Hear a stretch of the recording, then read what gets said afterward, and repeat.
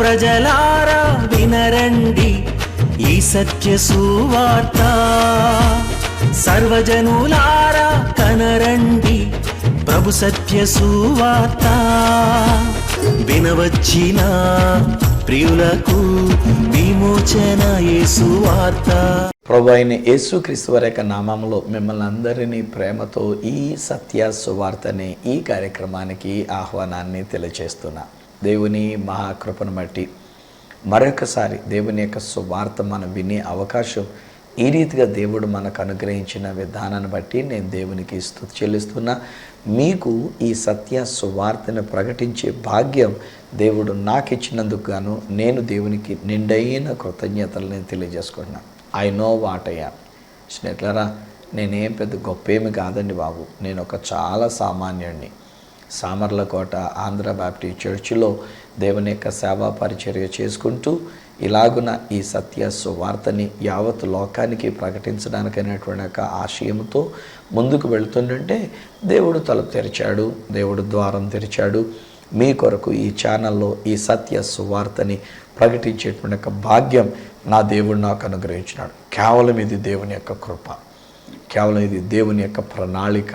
ఆ దేవుడు ఉద్దేశించాడు నేను మీ ముందుకి ఈ యొక్క ఛానల్లో ఎలాగనొచ్చి ఈ సత్య సువార్తని నేను ప్రకటించగలుగుతున్నాను. నేను ఈ మధ్య వింటూ ఉన్నప్పుడు ఎక్కువ శాతం మనకి ఉపయోగకరమైన రీతిలో, మనకు ప్రయోజనకరమైన రీతిలో, మనకి వినసొంపుగా ఉండేటువంటి ఒక రీతిలో మేము బోధకులమైనటువంటి మేము సువార్తని మేము ప్రకటిస్తూ ఉన్నాం. అడుగుడి మీకు ఇయ్యబడును, వెదకుడి మీకు దొరకను, తట్టుడి మీకు తీయబడను. ఏది కావాలంటే అది అడగండి. మీకు డబ్బులు కావాలా, దేవుణ్ణి అడగండి. మీకు ఆరోగ్యము కావాలా, దేవుణ్ణి అడగండి. ఒక మంచి ఇల్లు కావాలా, దేవుణ్ణి అడగండి.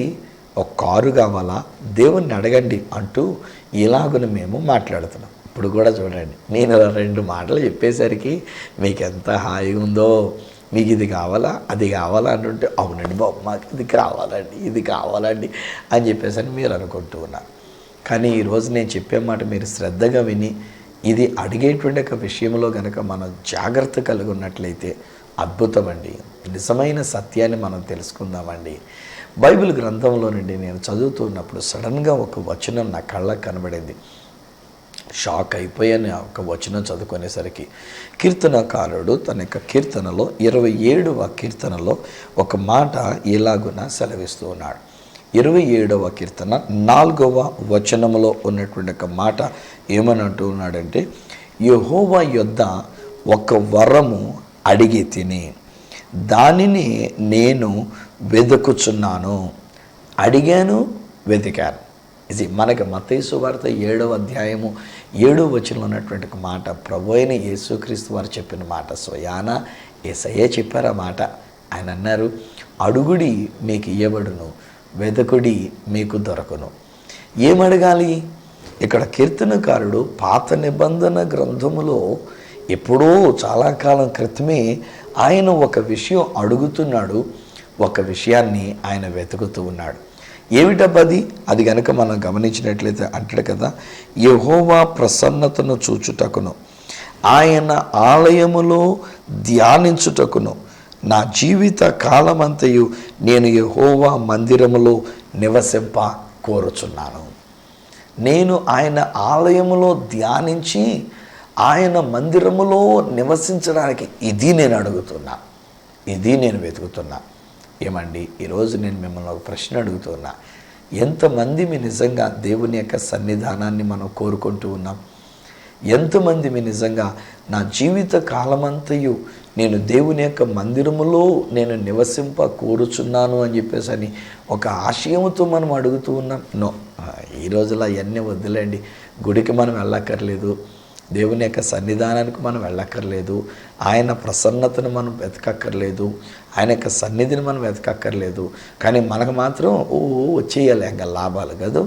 ఎంత తప్పండి ఇది, ఎంత పొరపాటుగా ఆలోచిస్తున్నామండి. దేవుని యొక్క మాటను కాదని, దేవుని యొక్క మాట ప్రకారం కాకుండా మనం కోరుకునేది ఏమంటామంటే, నాకు ప్రార్థన చేసేయండి అయ్య గారు, మాకు వెంటనే ఇలా జరిగిపోవాలి. ఒక్కొక్కసారి ఈ ప్రార్థన చేయించుకోవడానికి ఫోన్లు చేసినటువంటి వాళ్ళు కూడా ఎలా ఉంటారంటే, ఫోన్లో మా కొరకు ఇలా ప్రార్థన చేసేయండి, మాకు డబ్బులు కావాలి, ప్రార్థన చేసేయండి, మాకు ఇల్లు కావాలి, ప్రార్థన చేసేయండి. మాకు ఇంట్లో పలానా కార్యం జరగాలి, వీడి పెళ్లి జరగాలి, లేకపోతే బిడ్డలకు ఉద్యోగం వచ్చేయాలి, ప్రార్థన చేసేయండి. వాళ్ళ కోరికని మాకు తెలియజెప్తూ ఇది చేసేయండి అంటారు. ఒకవేళ ఈలోగా మనం మాట్లాడుతామా దేవుని నమ్ముకున్నామండి, మీరు ప్రార్థన చేయండి అంటారు. ఒక్కొక్కసారి ప్రార్థన చేసిన తర్వాత కూడా మళ్ళీ వాళ్ళ యొక్క స్వార్థంగా ఎలాగ ఆలోచిస్తూ ఉంటారంటే, మీ వ్యక్తిగత ప్రార్థనలు కూడా పెట్టండి, మీరు ప్రతిరోజు ప్రార్థనలు కూడా పెట్టండి, వీళ్ళ గురించి నేను ప్రతిరోజు ప్రార్థనలు పెడుతూ ఉండాలి. ఇది ఎక్కడో పొరపాటు జరిగిపోయిందండి, ఎక్కడో ఏదో తేడా పలికేసిందండి. ఈరోజు నేను మానవ జీవితం ఏమైపోయిందంటే, ఏదో కావాలనే తపన, ఏదో సంపాదించాలనేటువంటి ఒక ఆశ, ఏదేదో కలిగి ఉండాలనేటువంటి ఒక ఆలోచన, అందుకొరకు మళ్ళీ బైబిల్లో ఉన్న మాటలే మనం తీసుకొని మనం ఏం చేస్తున్నామంటే, అడగడి మీకు ఇవ్వబడును, అడుగుడి మీకు ఇవ్వబడును, అడగండి మీకు ఎందుకు. అరే ఒక్కొక్కసారి బోధకులంగా నాలాంటి బోధకులైనటువంటి వాళ్ళు చెప్తున్న మాటలు కూడా నేను వింటూనంటే ఎక్కడో బాధ అవుతూ ఉన్నటువంటి ఒక విషయం, ఎక్కడో నా గుండెలో మండుతున్నటువంటి ఒక విషయం. ఏంటి ప్రభా, మేము కూడా చెప్తున్నటువంటిది అడగటువంటి డబ్బుల కొరకైనా మేము అడగాల్సింది, అడగటువంటి ఆరోగ్యము కొరకైనా. నేను కాదనట్లే, ఇది మీకు డబ్బులు అవసరం ఉంది, అది కరెక్టే, మీకు ఆరోగ్యం కావలసినటువంటి అవసరం మీకు ఉంది, నేను కాదనట్లేదు. బహుశా మీకు ఒక ఇల్లు కావాలి, బ్యాడ్లీ నీడెడ్, మీకు అది చాలా అవసరం అనేటువంటిది ఉంది మీకు. లేకపోతే ఒక వెహికల్ లేదు, మీకు ఒక వెహికల్ అనేటువంటిది కావాలి, నేను అడగట్లే. నేను నేర్చుకున్న మాట ఏమంటానంటే, ఇవన్నీ మనం అడగకుండానే మనకి కావాలని మన పరలోకపు తండ్రికి తెలియరండి. ఫ్రెండ్స్, సత్యం తెలిస్తే అసలుకి మనం టైం వేస్ట్ చేసుకోమండి ఇలాంటి వాటిని అడగటం గురించి. తెలియక, సత్యం తెలియక మనం ఏం చేస్తున్నట్టు, దేవా నాకు కారు లేదు, కారు ఈయన రోజు ఇంకదే ప్రార్థన, ఇంకొక మాట అనేటువంటిది లేదు. అరే నేనంటాను, గివ్ థ్యాంక్స్ అంటుంది లాడు బ్రదరు. నీ కారు కావాల్సింది తండ్రి, నీ యొక్క పరలోకపు తండ్రి అయినా నీకేది కావాలో ఆయనకు తెలుసు. అవన్నీ నీకు అనుగ్రహించడానికి ఆయన సంసిద్ధంగా ఉండి ఉన్నారు. ఆయన నీకు కారు అనుగ్రహిస్తున్నారు, నువ్వు థ్యాంక్స్ చెప్పు. నేను చాలా కాలం ఎదురు చూస్తూ వచ్చిన, దేవుడు నన్ను గద్దిస్తూ వచ్చినాడు. ఒకానొక టైంలో చాలా సంవత్సరాల క్రితమే, దాదాపు ప్రభా ఏంటైనా ఏ వెహికల్ లేకుండా నేను ఎట్లా ఉన్నాను, ఎలాగైనా నువ్వు నాకు అడుగుడి ఇవ్వబడి అని చెప్పావు కదా, అడిగితే ఇస్తానని చెప్పావు కదా, మీకు ఏది ఇష్టమో అడగండి అని చెప్పావు కదా, నాయనా ఒక కారు లేకుండా ఉన్నాను కనుక నాకు ఒక కారునైనా అని చెప్పేసి అనుకొని నేను నా గదిలో ప్రార్థన చేసుకున్నా. ఆ సాయంకాలం నేను మీటింగ్లో తర్జుమా చేయడానికి వెళ్ళేసరికి ఆ దైవజనుడు మాట్లాడుతున్నటువంటి ఒక మాటలు నాకు బుద్ధి వచ్చింది. ఒకటి కొట్టినట్టు అనిపించింది, చెంప మీద ఒకటి వాయించినట్టు అనిపించింది. మనం ఈ లోక సంబంధమైనటువంటి వాటి కొరకే తాపత్రయపడుతుంటాం. సమయం అంతా కూడా ఈ లోక సంబంధమైనటువంటి వాటి గురించి మనం అడుక్కుంటంలో మనం నిమగ్నం అయిపోతున్నాం, వృధా చేసేసుకున్నాం.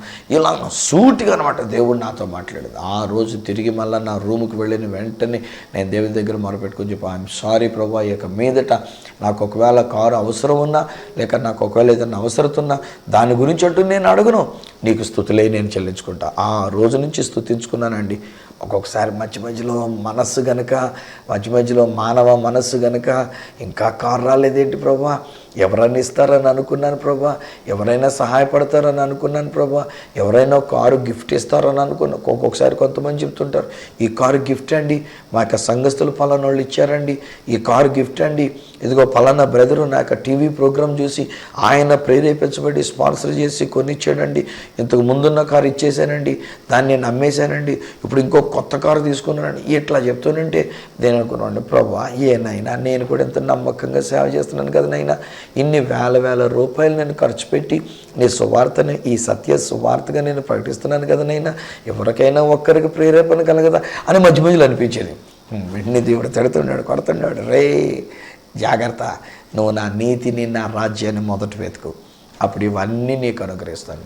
చివరికి గడిచిన మే మాసంలో ఇంకా దేవుడు నా దగ్గర ఇచ్చినటువంటి నాకు సంఘ బిడ్డలు ఇచ్చినటువంటి ఒక కానుక టోటల్గా కలుపుకొని ఒక 2 లక్షలు నేను తీసుకొని దాని చేతిలో పట్టుకొని నేను ఆఫీస్కి వెళ్ళి వాళ్ళతో చెప్పాయా, ఇది ఇస్తున్నా, మిగతాది ఫైనాన్స్ చేయడానికి నెల నేను తీసుకొని తీర్చుకోవడానికి నేను సిద్ధపడుతున్నానని చెప్పేసి ఎవరి మీద ఆధారపడనక్కర్లేకుండా నా దేవుడు నాకు ఆ 2 లక్షలైనా ఆ దేవుడు నాకు అనుగ్రహించిన తప్పితే నా శక్తి కాదు.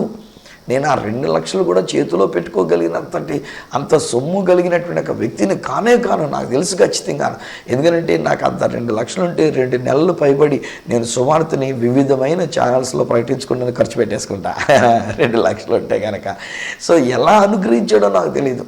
కానీ అక్కడ నెలలో ఆయన ఇచ్చినటువంటి ఒక ద్రవ్యాన్ని తీసుకుని వెళ్ళి నేను అక్కడ వాళ్ళ దగ్గర పెట్టి ఆఫీసులో పెట్టి నేను ఒక కారు తీసుకొని వచ్చినప్పుడు ఈరోజు నేను దేవుని స్తుతించుకుంటున్నా.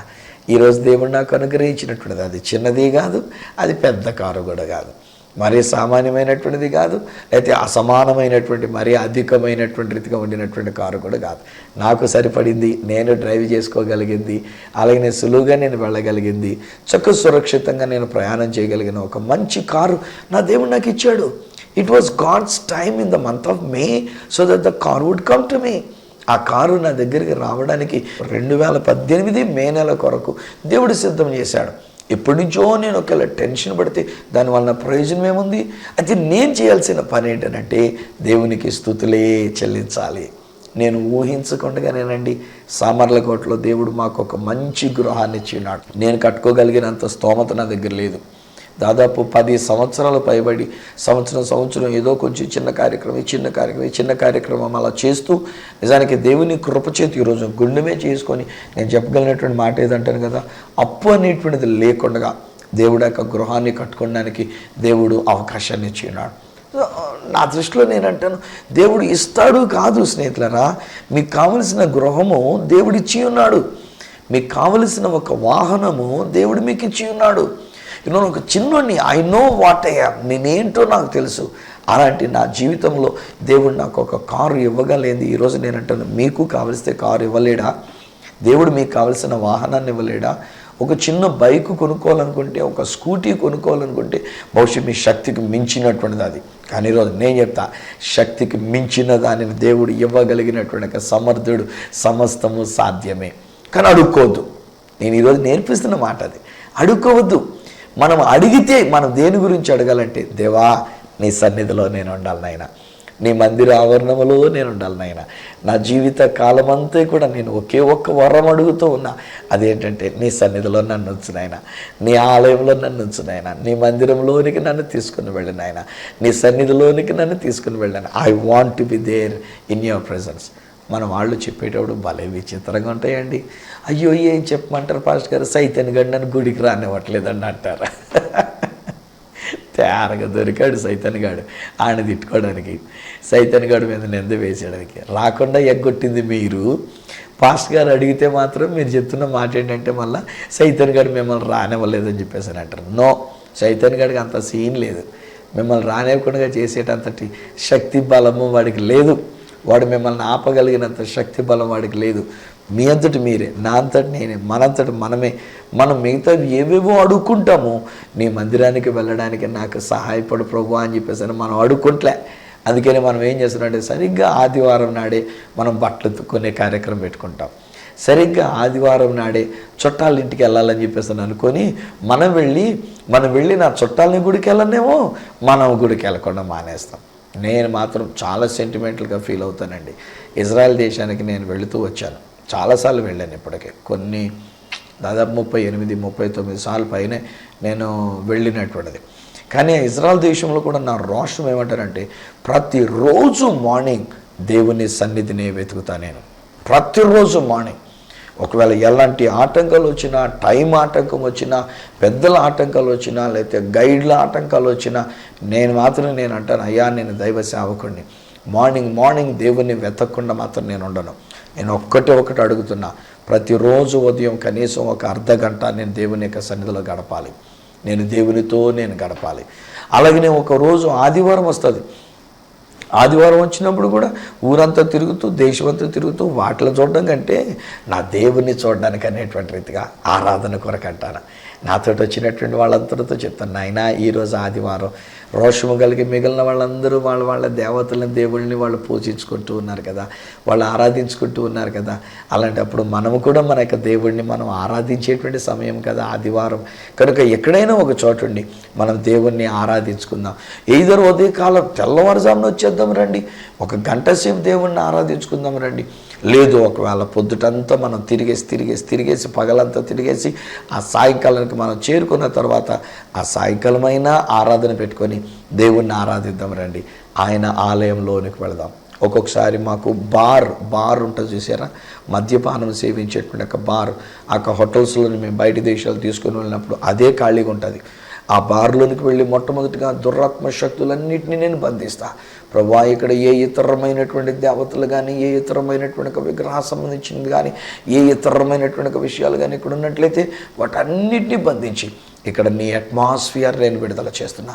పరిశుద్ధాత్మ సన్నిధి స్థలంలోనికి దిగివచ్చునుగాక, దేవుని యొక్క సన్నిధి వచ్చునుగాక అని ప్రార్థన చేసి యేసు రక్తాన్ని ప్రోక్షించి అక్కడ మేము ఆరాధిస్తేనండి ఓ ప్రక్కనే బార్ సంబంధించిన సూచనలు ఉంటాయి, ఓ పక్కన మద్యపాన బాటిల్ సంబంధించిన సూచనలు కనబడుతూ ఉంటాయి, ఓ ప్రక్కన బార్ కనుక వేరే వేరే బొమ్మలు అక్కడ కనబడుతూ ఉంటాయి.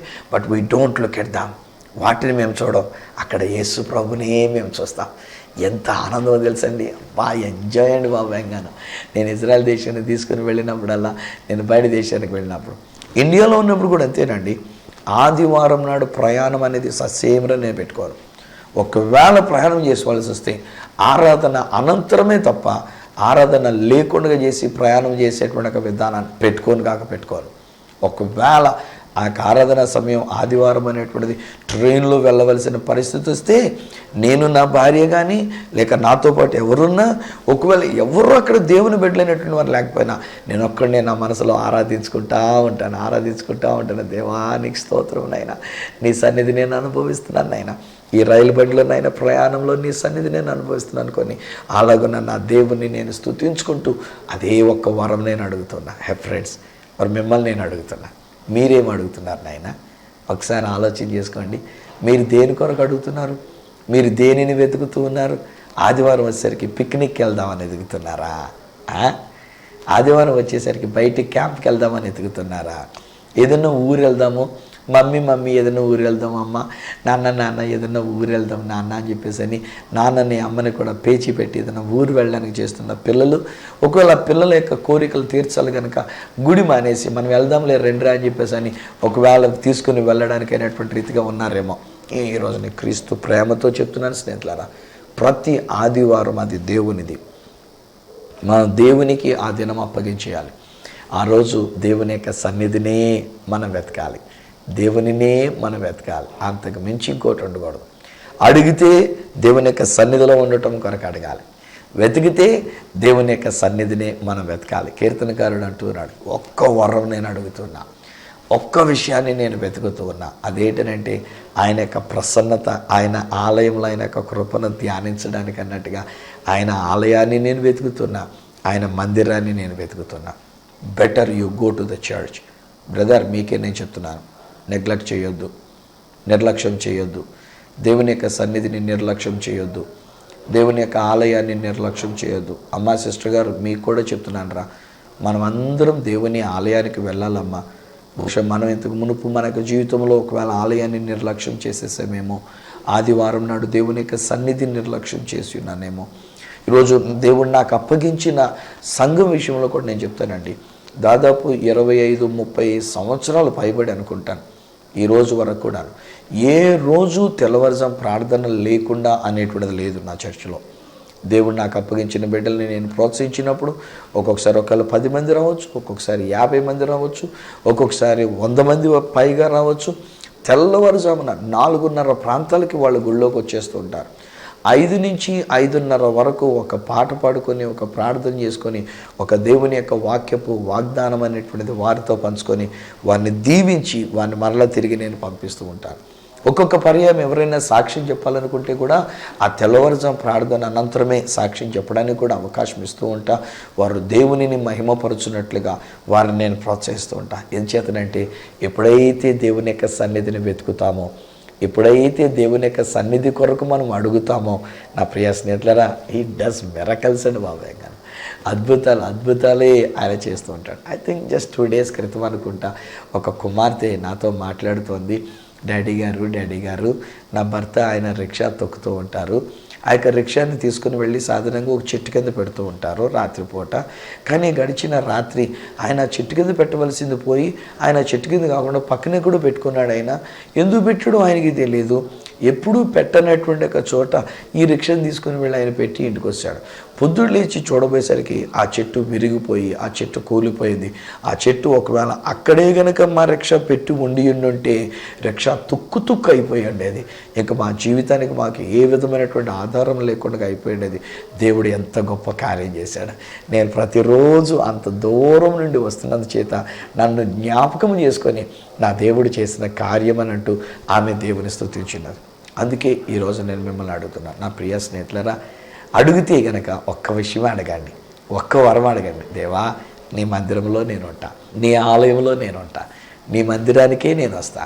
ఒకవేళ ఏదైనా వెతికితే ఆయన మందిరాన్నే వెతకండి, ఆయన మందిరము కొరకే రండి.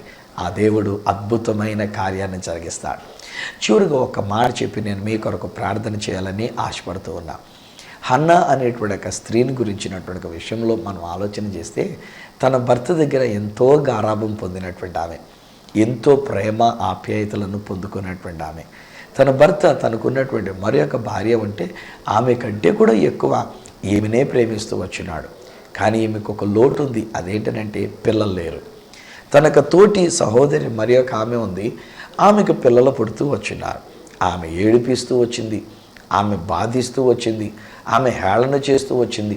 నువ్వు పిల్లలు లేని దానివి, నా భర్త చూడు, ఆయన నన్నెంత ప్రేమిస్తున్నాడు, ఒక్కొక్క పిల్లలకి ఎంతెంత కానుకిచ్చి దేవాలయానికి పంపిస్తున్నాడు, ఒక్కొక్కరి కొరకు ఎంతెంత వాటా మా కొరకు ఇస్తూ ఉన్నాడని చెప్పేసి అని ఆవిడ అంటూ ఉండంటే, పాప ఈవిడ మనస్సు చివుకుమంటూ ఉంది, ఈవిడ మనస్సు బాధపడుతూ ఉంది.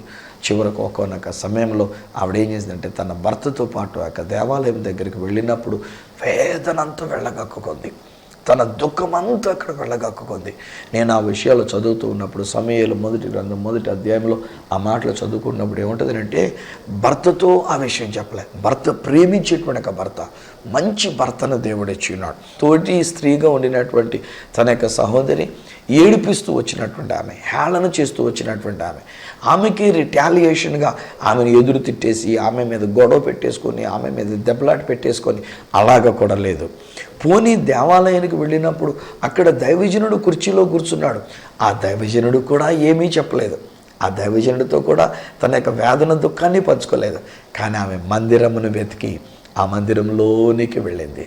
ఆ మందిరంలోనికి వెళ్ళి అక్కడ దేవునికి మొర్ర పెట్టుకుంటూ ఆ మందిరంలో ఉన్న దేవుని యొక్క సన్నిధానంలో తన యొక్క దుఃఖమంతా వెళ్ళగక్కుకుంటూ వచ్చింది, తన వేదనంతా వెళ్ళగక్కుకుంటూ వచ్చింది.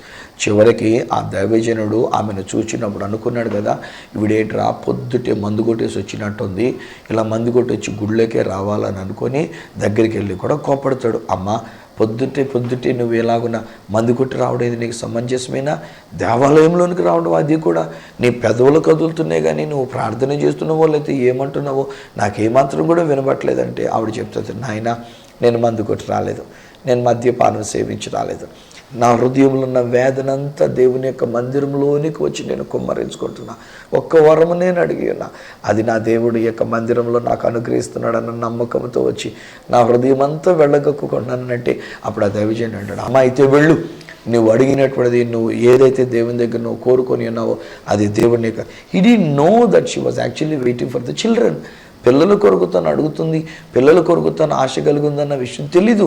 కానీ మందిరములోనికి వచ్చింది, మందిరమును కోరుకుంది, ఆ మందిరములో తను చెప్పుకుంది, దైవజనుడు కాదు, తను ప్రేమించే భర్త కాదు, నేను ఆ మందిరంలోనికి వెళ్తాను అనుకుంది. దేవుడు తన యొక్క దుఃఖాన్ని తీసివేసినాడు, తన యొక్క వేదనంతా తీసివేసినాడు, తన కన్నీరంతా తీసివేసినాడు, తుడిచివేసినాడు. ఇంటికి వెళ్ళేసరికి తన దుఃఖముఖిగా నుండుట మానెను అనేటువంటి ఒక మాట ఇది అక్కడ బైబిల్లో కనబడుతుంది. తాను దుఃఖముఖిగా నుండుట మానేను, దుఃఖముతో ఉండడం మానేసిందండి. ఇక వేదన అనేటువంటి తొలగిపోయిందండి, ఇక బాధలు అనేటువంటి తొలగిపోయినండి. ఎలాంటి వ్యతిరేకతలు ఇంట్లో ఎదురైనా, ఎలాంటి నిందలు ఇంట్లో ఎదురైనా, ఎలాంటి పరిస్థితులు ఇంట్లో ఎదురైనా అవన్నీ చూడలేదండి. ఇక మందిరంలోనికి వెళ్ళేది కనుక హాయిగా ఉన్నది. అంతేనండి, సంవత్సర కాలంలో ఆమె దర్శించబడింది. ఎంత కాలం బిడ్డలు లేకుండా ఉందో కానీ వితిన్ దట్ ఇయర్ ఆమె గర్భవతి అవ్వడం, ఒక పిల్లోడిని కనడం, తన మీద ఉన్న నింద మత్స డాగు అది తీసివేయబడ్డం. ఎంత అద్భుతమైనటువంటి కార్యం దేవుడు ఆ బిడ్డ జీవితంలో, హన్నా జీవితంలో దేవుడు జరిగించింది. హన్నాకు చేసిన దేవుడు మీకు చేయడా? హన్నాను దీవించినటువంటి దేవుడు మిమ్మల్ని దీవించడా? ఒక్క వరం అడగండి, దేవా, I want to be in your presence. నీ మందిరంలోనికి రావాలి, నీ ఆలయంలోనికి వస్తాను నేను. అక్కడ ఎవరున్నారో చూడొద్దు సుమండి.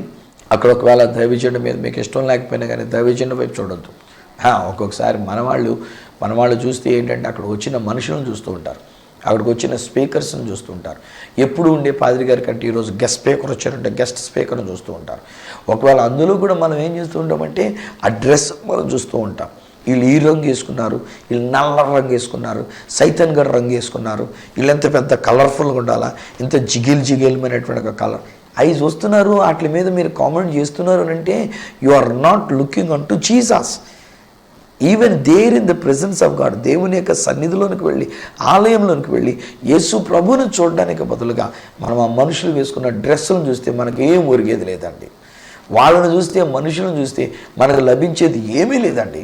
ఈరోజు చెప్తున్నా, మందిరంలోనికి వెళ్ళిన మనం ఆ మందిరంలో ఉన్న యేసు వైపు మనం చూద్దాం, ఆ మందిరంలో ఉన్న దేవుని వైపు మనం చూద్దాం.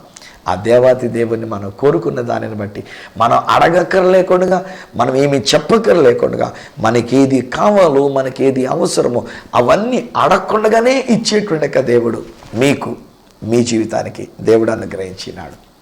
దేవుడు మీకు కావలసినటువంటి వాటిని మీరు అడగకుండానే దేవుడు మీకు ఇస్తున్నాడు. కానీ మీరు అడగాల్సింది ఏంటంటే, మీరు వెతకాల్సింది ఏంటంటే, దేవా నీ సన్నిధి నేను అడుగుతున్నా, నీ ఉన్న చోటు నేను అడుగుతున్నా, నీ మందిరాన్ని నేను వెతుక్కుంటూ నీ మందిరంలోనికి నేను వస్తున్నానని చెప్పి ఆ మందిరంలోనికి వెళ్ళి ఆ దేవుని గుర్తించండి, దేవుణ్ణి ఆరాధించండి, ఆ దేవుణ్ణి సేవించండి. అద్భుతాలే అండి. మీరే చూద్దరు కానీ ఎలాంటి అద్భుతాలు జరుగుతాయి. తండ్రి నీకు వందనాలు నాయనా. ఈ దినాన్ని ఈ బిడ్డలు ఈ నా మాటలు విన్నటువంటి వీరి కొరకు నేను ప్రార్థిస్తూ ఉన్నా. నిజమైన చాలా కాలంగా మేము ఏవేవో అడుగుతూ వచ్చినాం, మా పర్సనల్గా మా వ్యక్తిగతంగా మాకు కావలసిన వాటిని, ఇహలోక సంబంధమైనటువంటి వాటిని మేము అడుగుతూ వచ్చినాం. క్షమించండి. ఇక మీదట వీటి కొరకు మేము అడగం, వీటి కొరకు మేము వెతకాం. నాయన ఇక మీదట నీ సన్నిధినే మేము వెతుకుతాం నాయన. నీ మందిరం కొరకు, నీ మందిరంలో నివసించుట కొరకే మేము అడుగుతాం నాయన. అలాగనే మేము తీర్మానం చేసుకున్న ప్రకారంగా ఎప్పుడైతే మేము నీ మందిరాన్ని విడవకుండా, ఒకవేళ తెల్లవారుజామునే కానివ్వండి, ఉపవాస ప్రార్థన దినమే కానివ్వండి, ఆల్ నైట్ ప్రేయరే కానివ్వండి, మరి ఏ ఇతరమైనటువంటి కృతజ్ఞతాపూర్వకమైనటువంటి కార్యక్రమాలే కానివ్వండి, చివరికి ఆదివారం నాడు మిమ్మల్ని ఆరాధించేటువంటి సమయమే కానివ్వండి, మీ సన్నిధిని మేము వెతుకుతున్నాం, మీ ఆలయాన్ని మేము వెతుకుతున్నాం నాయన. మీ ఆలయంలో ఉండుట మేము కోరుకుంటాం నాయన. ఇంకా అవసరమైతే జీవిత కాలం అంతా కూడా మీ ఆలయంలో ఉండడానికి మేము కోరుకుంటాం. అలా ఉండుట వలన మీరు మాకు ఎన్నెన్నో మేలులు చేస్తున్నారు. మా కన్నీరు తొడబడింది, మాకు అద్భుతాలు జరిగినాయి, అసాధ్యమైనవి నువ్వు సాధ్యపరిచావు. ఆనాడు హన్నా విషయంలోనైనా నన్ను పిల్లలు కనలేని స్థితిలో ఉన్నటువంటి హన్నాకి 1 సంవత్సరంలో నువ్వు బిడ్డల్ని ఇచ్చినావు, కుమారుని ఇచ్చినావు, ఆ తర్వాత ఇంకా కుమార్తెలు కూడా నువ్వు ఇచ్చినావు. తండ్రి నీకు స్తోత్రాలు. అదే ప్రకారంగా ఈరోజు ఈ నా కార్యక్రమాన్ని వీక్షిస్తున్న వీరి జీవితంలో కూడా నేను పలుకుతున్నా. నాజరుడైన యేసు నామములో వీరు అడగకుండానే వీరికి కావలసినవన్నీ వీరికి కలుగునుగాక. వీరు వెతకనక్కర్లేకుండానే వీరికి కావలసినవన్నీ వీరిని వెంటాడి వచ్చును గాక. ఎందుకంటే వారు నీ మందిరము కొరకు ఆశపడి ఉన్నారు, వారు నీ సన్నిధిని వారు వెతుకుతూ ఉన్నారు. ఎక్కడ నీ సన్నిధి ఉందా అని వెతికి అట్టి సన్నిధానంలోనికి వారు వెళుతున్నారు కనుక ఇక మీదట వారి అక్కర్లన్నీ తీర్చబడునుగాక, అద్భుతములు జరుగునుగాక, అసాధ్యమైనవి వీరికి సాధ్యపరచబడునుగాక. నీ నామానికి మహిమకరముగా ఈ బిడ్డలు నిలుచుదురుగాక. స్తుతి ఘనత మహిమ ప్రభావాలు మీకు చెల్లిస్తూ వీరిని ఈ కుటుంబాన్ని నేను దీవిస్తూ యేసు నామమున ప్రార్థించి పొంది ఉన్నాము తండ్రి, ఆమేన్. తండ్రి, కుమార, పరిశుద్ధాత్మలను దేవదేవుని దీవెన ఆశీర్వాదం ఆయన బిడ్డలుగా మీకు, మీ కుటుంబానికి అంతటికి మీరా ప్రభు సన్నిధిని వెతుకుతూ ఆయనకు సన్నిధి కొరకే అడుగుచున్న ప్రకారం మీ ప్రతి అక్కర తీర్చబడినట్లు మీకు సహాయం చేసి నడిపించును గాక. ఆమేన్, ఆమేన్. వెల్ స్నేహితులారా, దేవుడు మీ ప్రతి అవసరత తీరుస్తారు కాదు. నా మాట జాగ్రత్తగా గమనించండి. మీరు అడగకుండానే దేవుడు మీ ప్రతి అవసరతను తీర్చినారు. కారణం మీరు ఆయనను వెతుకుచున్నారు కనుక, మీరు ఆయన సన్నిధిని వెతుకుతున్నారు కనుక, ఒక్క వరం అడిగి ఆయన మందిరంలో ఉండాలని మీరు కోరుకుంటున్నారు కనుక ఆ దేవాతి దేవుడు మీ జీవితంలో అద్భుతమైన కార్యములను దేవుడు చేస్తూనే ఉన్నాడు. మీరు పొందుకున్న మేలులో ఒకవేళ నాతో కూడా మీరు పంచుకోవాలని ఆశపడితే నాకు ఒక ఉత్తరం ద్వారా లేక ఒక SMS ద్వారా, ఒక వాట్సాప్ మెసేజ్ ద్వారా మీరు పంపించాలని కోరుతూ ఉన్నా. నా అడ్రస్ ఈ సత్య సువార్త, సామర్లకోట, 533440 తూర్పుగోదావరి జిల్లా ఆంధ్రప్రదేశ్. అడ్రస్ మరొకసారి చెప్తూ ఉన్నా, ఈ Satya Suvartha, Samalkot 533440, East Godavari district, Andhra Pradesh. అప్పటికొకవేళ నాతో మీరు ఫోన్లో మాట్లాడాలని కోరుకున్నట్లయితే నా ఫోన్ నెంబర్స్ 9841110907, 9440040992, 888855276662. ఒకవేళ నాకు ఈమెయిల్ చేయాలనుకున్నట్లయితే నా ఈమెయిల్ ఐడి esatyasuvartha@gmail.com. మళ్ళీ నెక్స్ట్ ప్రోగ్రాంలో మిమ్మల్ని కలుసుకునేటంత వరకు మిమ్మల్ని అందరినీ కూడా మన యొక్క ప్రతి అవసరతలు తీర్చే ఆ దేవదేవుని చేతులకే మిమ్మల్ని అప్పగిస్తూ మీ దగ్గర సెలవు తీసుకుంటున్న మీ ప్రియ సహోదరుడు ఈ సత్య సువార్త రాజు.